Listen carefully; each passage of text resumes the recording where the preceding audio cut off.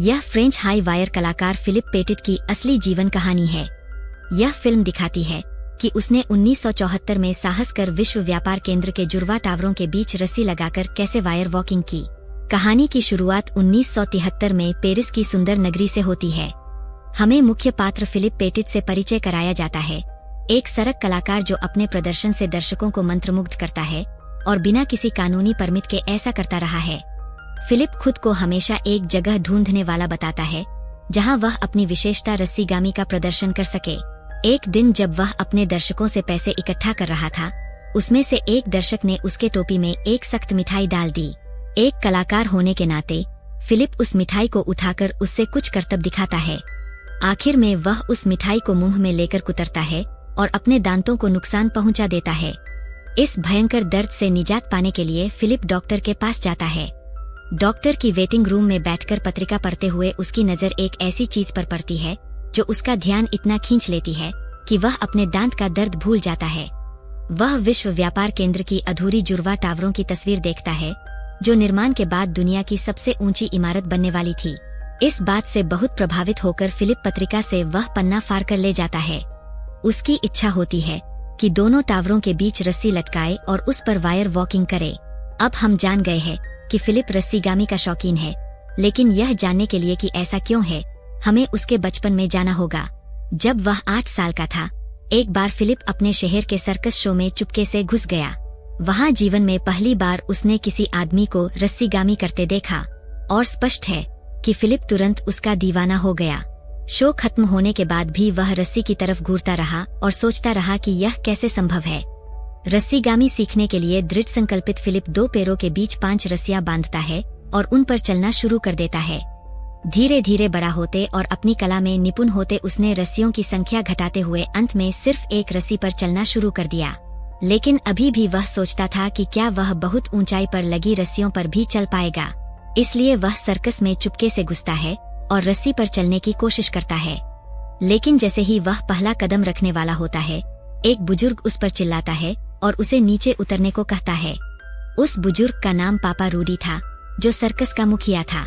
नीचे उतरने के बाद फिलिप अपनी कलाओं से पापा रूडी को प्रभावित करता है, जो उसे अपने संरक्षण में लेने का फैसला करता है। पापा रूडी फिलिप को अपने घर बुलाता है और मंच उपस्थिति तथा दर्शकों का सम्मान करने पर चर्चा करते समय फिलिप गलती से खुद को कलाकार ये कहकर बात करता है, न कि सर्कस का मखौल। निश्चित रूप से पापा रूडी उसे बाहर निकाल देते हैं। अपने माता पिता के विरोध के बावजूद फिलिप अपने सपनों को पूरा करने के लिए घर और सब कुछ छोड़कर चला जाता है। यही है वह कहानी कि वह पेरिस कैसे पहुंचा। एक दिन जब वह प्रदर्शन करने की जगह ढूंढ रहा था तो उसने सड़क पर गिटार बजाती अपनी उम्र की एक लड़की एन को देखा। फिलिप ने तुरंत वहीं अपनी कलाओं का प्रदर्शन करने का मन बना लिया। जल्द ही सभी दर्शक उसकी ओर मुड़ जाते हैं, जिससे एन के पास कोई दर्शक नहीं बचता। बाद में एन से टकराव होता है और फिलिप अपना बचाव करता है कि वह सिर्फ दर्शकों को साझा कर रहा था। उनके विवाद के बाद बारिश शुरू हो जाती है। फिलिप अपना बैग उठाता है, एक रेस्तरां की छाता लेता है और एन के साथ चलने लगता है। फिलिप उससे पीने के लिए आमंत्रित करता है, बदले में वह उसके करीब कभी प्रदर्शन नहीं करेगा। साथ पीते हुए फिलिप एन को दुनिया की सबसे ऊंची इमारत पर रस्सी चलने के अपने सपने के बारे में बताता है। एक दूसरे के बारे में और बातें करने के बाद वे एक दूसरे से प्यार करने लगते हैं और एन उसे अपने आर्ट स्कूल में अभ्यास करने के लिए आमंत्रित करती है। फिलिप बहुत ऊंचाई पर रस्सी चलना शुरू कर देता है। एक दिन फोटोग्राफर जीन लुई फिलिप को देखता है और उसकी तस्वीर लेना चाहता है। फिलिप जीन लुई को अपनी तस्वीर लेने देता है और आगे उसे ट्विन टावर्स के बीच रस्सी चलने के अपने सपने के बारे में बताता है। फिलिप के असाधारण महत्वाकांक्षा से प्रभावित होकर जीन लुई से कहता है कि वह उसका आधिकारिक फोटोग्राफर हो सकता है। जैसे ही फिलिप अपने सपने के बारे में बात कर रहा होता है, वास्तविकता से उसे झटका लगता है, क्योंकि पैरों से बंधे रस्से ढीले हो जाते हैं और फिलिप नीचे गिर जाता है। जीन लुई उसे याद दिलाता है कि अगर न्यूयॉर्क में उसके स्टंट के दौरान ऐसा होता है तो वह अपनी जान गंवा सकता है। रस्से बांधने को बेहतर समझने के लिए फिलिप पापा रूडी के पास वापस जाता है। वह उसे रस्सी चलने के बारे में जो कुछ भी जानता है वह सिखाने के बदले पैसे देने की पेशकश करता है। पापा रूडी उसकी पेशकश स्वीकार कर लेते हैं और उसे अपने पास रखते हैं। वह पापा रूडी से रस्से बांधना सीखता है और अपने शो के लिए उनका सहायक बनकर उनके साथ घूमता भी है। फिलिप को प्रदर्शन करने की अनुमति नहीं है, लेकिन जब शो खत्म हो जाता है तो उसे रस्से पर अभ्यास करने का मौका मिलता है। उसकी लगन से प्रभावित होकर पापा रूडी उसे एक छोटे शहर के त्योहार में प्रदर्शन करने का मौका देते हैं। फिलिप एक झील पर रस्सी चलना शुरू करता है, लेकिन उसके आसपास का माहौल अनुकूल नहीं है। झील में मछुआरे उसकी हेकल करने लगते हैं, जिससे उसकी एकाग्रता भंग हो जाती है। नतीजतन एन, जीन लुई, पापा रूडी और त्योहार में मौजूद सभी लोगों के सामने फिलिप झील में गिर जाता है और असफल हो जाता है। अपनी विफलता से शर्मिंदा और उससे उबरने के लिए उत्सुक, फिलिप नोट्रेडेम के गुंबदों के बीच रस्सी चलने का फैसला करता है। जीन लुई की मदद से फिलिप गिरजाघर में घुस जाता है और गुंबदों के बीच इस्पात की रस्सी बांधता है। फिर वह तड़के समय पर्यटकों के सामने अपना स्टंट करता है और सफलतापूर्वक रस्सी चलने में कामयाब हो जाता है। दर्शकों से उसे सराहना मिलती है, लेकिन जो उसने किया वह गैरकानूनी था, इसलिए पुलिस उसे पकड़ लेती है। अखबारों में फिलिप को वैंडल करार दिया जाता है, लेकिन उसी अखबार में उसे ट्विन टावर की तस्वीर दिखती है। फिलिप इसे एक संकेत मानता है और मानता है कि उसका भाग्य उन टावरों के बीच रस्सी चलना है। एन के साथ मिलकर वह व्यक्तिगत रूप से टावरों को देखने न्यूयॉर्क जाता है। फिलिप टावरों की ऊंचाई देखकर डर जाता है और उसे लगता है कि उस ऊंचाई पर रस्सी लटकाना असंभव है। लेकिन फिर वह निर्माण की लिफ्ट से घुस जाता है और अधूरे वेधशाला डेक तक पहुंच जाता है।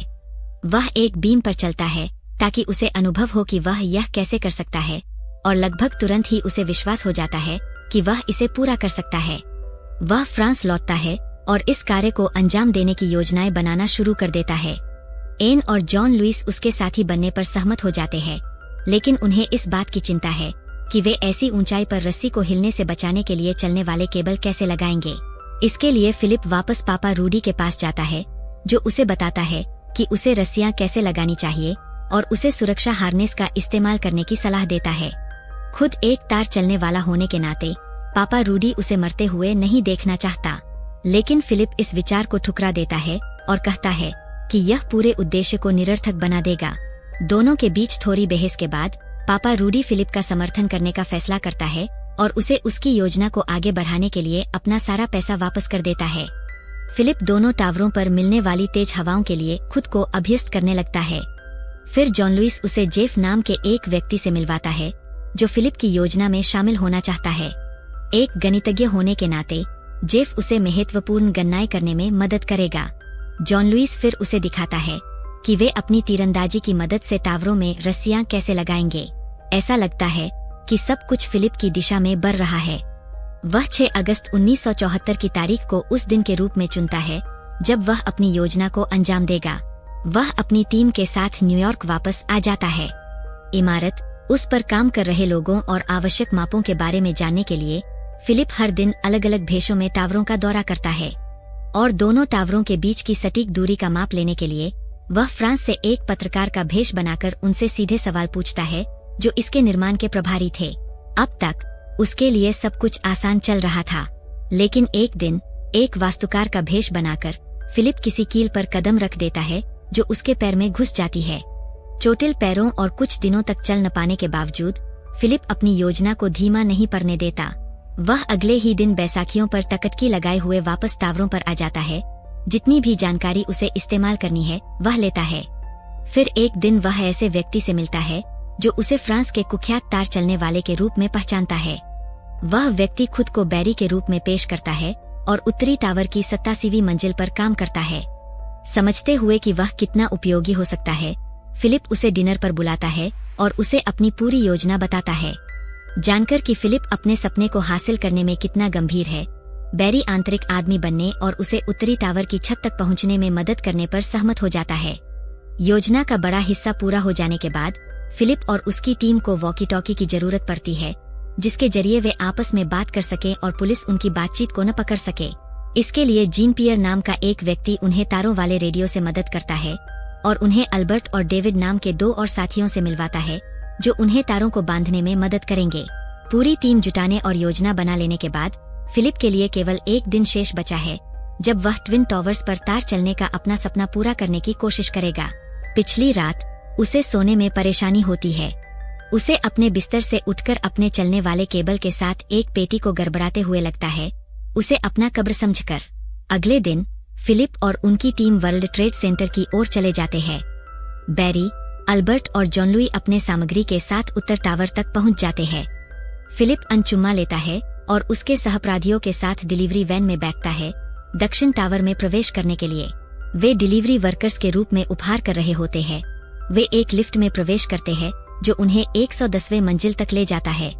चलते समय वे चलने वाले केबल्स को खोलते हैं और वे सुरक्षा गार्ड के आते ही सुनते हैं। डेविड तत्काल भय से भाग जाता है। फिलिप और जेफ एक तरपाल छिप जाते हैं जो खतरनाक तौर पर एक लिफ्ट शाफ्ट को ढक रहा होता है। दोनों आदमी अपने जीवन की खास रक्षा करते हैं जब वे गार्ड चले जाने का इंतजार करते हैं। घंटों के इंतजार के बाद फिलिप हल्लुसिनेट करने लगता है कि जेफ की मौत हो गई है। वह अपने संवेदन में वापस आता है और फिर देखता है कि गार्ड चले गए हैं। वे तत्काल तर्क के बाहर निकलते हैं और चलने वाले केबल्स को ऊपरी मंजिल तक ले जाते हैं। उसे उत्तर टावर पर एक ताले चढ़ाने के लिए जॉन लुई को इशारा करता है। जॉन लुई एरो चलाता है लेकिन फिलिप को नहीं मिलता। वह तत्परता से ताला खोजता है और आखिरकार देखता है कि यह छत के किनारे पर लटक रहा है। एरो जमीन पर गिरने से पहले फिलिप उसे पकड़ लेता है। एरो की मदद से वे पहले तार रेडियो को कनेक्ट करते हैं और एक दूसरे से संचार करते हैं। तब वे दक्षिण और उत्तर के टावर के बीच तार लगाने लगते हैं। लगभग सुबह हो रही है और उन्होंने अब तक तार की संरचना को पूरा नहीं किया है। उत्तरी टावर पर अल्बर्ट पकड़े जाने के भय से काम छोड़ देता है। जीन लुइस उसे सूचित करते हैं कि अल्बर्ट ने अपने साथ एक कैमरा भी ले लिया है और उन्हें सब कुछ बेचने की योजना है जो वे कर रहे हैं। अपने सहायक किसी का अब हाथ उठा लेने के बावजूद फिलिपे अब भी आशावादी है कि वे सूर्योदय से पहले इसे निपटा सकते हैं।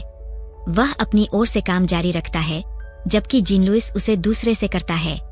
आन और जीन पियर नीचे से तारों को बांधते हुए देखते हैं। तार सेट करने के बाद ही एक रहस्यमय आदमी छत पर चला आता है। वह देखता है कि फिलिपे ने क्या सेट किया है और उसे आदेश की इशारा करता है। फिलिपे वापस चला जाता है और जेफ को इस बारे में इशारा करता है कि उसके पास एक इस्पाती पाइप था। शायद वह आदमी फिलिपे को खतरनाक स्टंट करते हुए मंजूरी देने के लिए मंजूर था या शायद उसे उससे डर था। अपनी कथा में फिलिपे कहता है कि उसने कभी उस आदमी से फिर से मिला नहीं और उसे रहस्यमय आगंतुक कहता है। सब कुछ तैयार होने के बाद फिलिपे अपनी कॉस्ट्यूम पहनने लगता है लेकिन उसका एक हिस्सा टावर से गिर जाता है।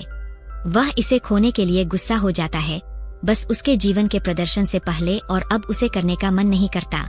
लेकिन अपने सहायक के चेहरे को देखकर फिलिपे का निर्णय करना होता है। सूर्योदय के बस शुरू होते ही वह अपना संतुलन स्तंभ पकड़ता है और तार पर चलने लगता है। जितने भी कदम वह आगे बढ़ता है वह अपने सपने को पूरा करने के लिए और करीब पहुंचता जाता है। उसके दोस्त उसे नीचे से देखते हैं और आन फिलिपे की तरफ सबका ध्यान खींचने लगती है। आधे रास्ते पहुंचने के बाद फिलिप आत्मविश्वासी हो जाता है और मुस्कान भी तोड़ता है। वह जल्द ही उत्तरी टावर पर पहुंचता है और प्रदर्शन पूरा करता है, जबकि नीचे से दर्शक उसे तालियां बजाते हैं। लेकिन जब उसने वह किया जो उसने सपने में देखा था, फिलिप असंतुष्ट है। उसे ऐसा लगता है कि दूसरा टावर उसे बुला रहा है, इसलिए वह दक्षिणी टावर की ओर फिर चला जाता है। फिलिप फिर से अपने तार पर चलता है और इस बार उसे पहले से अधिक आत्मविश्वास दिखता है। उसमें आत्मविश्वास की भरपूरी है कि वह तार पर घुटने भी झुकाता है। जैसे ही वह दक्षिणी टावर के पास पहुंचता है, 2 पुलिस अधिकारी आते हैं, तैयार होकर उसे तार से बाहर आने के लिए गिरफ्तार करने के लिए। लेकिन फिलिप वापस जाने का निर्णय करता है और जैसे ही वह उत्तरी टावर की ओर फिर चलता है, उसे तारचलन के सबसे महत्वपूर्ण नियम को तोड़ने का निर्णय करता है। फिलिप अपने दर्शकों की तरफ नीचे देखता है और पल का आनंद लेता है। जल्द ही दोनों टावरों के अंत में और भी पुलिस अधिकारी आते हैं, लेकिन उनके ध्यान में कोई ध्यान नहीं देते हुए फिलिप तार पर आगे पीछे चलने लगता है। अधिकारी उसे तार से उतरने के लिए बातचीत करने की कोशिश करते हैं, लेकिन फिलिप को लगता है कि अभी भी उसे अपने प्रदर्शन को बंद करने का समय नहीं आया है। वह पीछे चलना शुरू करता है और सभी प्रकार के जादू का प्रदर्शन करता है। एक हेलीकॉप्टर को भी उसे अपना प्रदर्शन बंद करने के लिए भेज दिया जाता है। फिलिप दक्षिणी टावर पर वापस आता है और अंत में इसे बंद करने का निर्णय करता है। उसे तार से उतरते हुए और धीरे से पुलिस के साथ बंधक में समर्पित होता है। उसे देखकर उसे उसकी उपलब्धि की तारीफ मिलती है और उसके दोस्तों को राहत की सांस लेती है। जैसे ही वह पुलिस द्वारा गिराया जा रहा है, उसे निर्माणकर्मी तालियों से नगद किया जाता है और हालांकि उसे गिरफ्तार किया जा रहा है, पुलिस अधिकारी भी उसे वह करने पर आश्चर्यचकित है जो उसने अभी अभी पूरा किया है। उसकी दोहरी टॉवर्स पर वायर वॉकिंग की खबर अंतर्राष्ट्रीय हो जाती है, जिससे पापा रूडी को आंसू आ जाते हैं। हिरासत से बाहर निकलने के बाद फिलिप्पे अपने दोस्तों के साथ उत्सव मनाता है। उसने उनका धन्यवाद किया कि वे उस पर विश्वास करते थे और अपने सपने पर हार नहीं मानी। उसके लिए दुहक की बात है, एन फ्रांस लौटने और अपने सपनों का पीछा करने का निर्णय करती है। उसकी अद्भुत उपलब्धि के लिए उसे टॉवर्स के निगरानी डेक के लाइफ टाइम पास से सम्मानित किया गया, जिसे उसने अपने जीवन में कई बार देखा। इस तरह के और वीडियो के लिए सब्सक्राइब करें, नोटिफिकेशन चालू करें और लाइक छोड़ें। देखने के लिए धन्यवाद।